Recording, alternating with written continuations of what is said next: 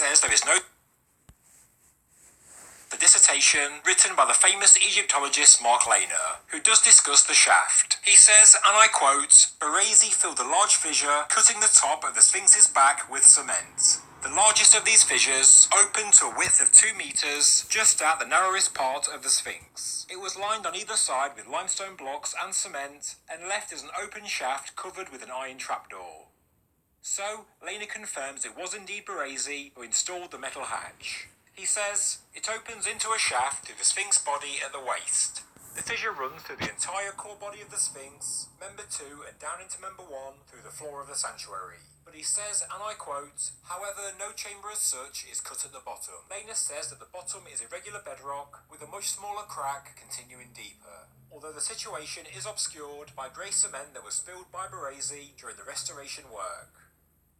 So, this is the last official description of the shaft in the back of the Sphinx, and although he says there is no chamber at the bottom, he does say that spilled cement obscured it, and therefore I'm assuming that cement does obscure the entrance to the so-called burial chamber. On this channel, as well as sharing my own ideas, I do like to present the hard evidence.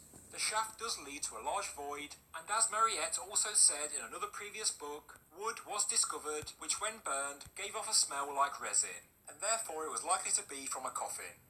Despite a cement spill, I'm convinced that the shaft in the back of the Sphinx does lead to a chamber. Natural, yes, but worked by man and once included a body, very likely.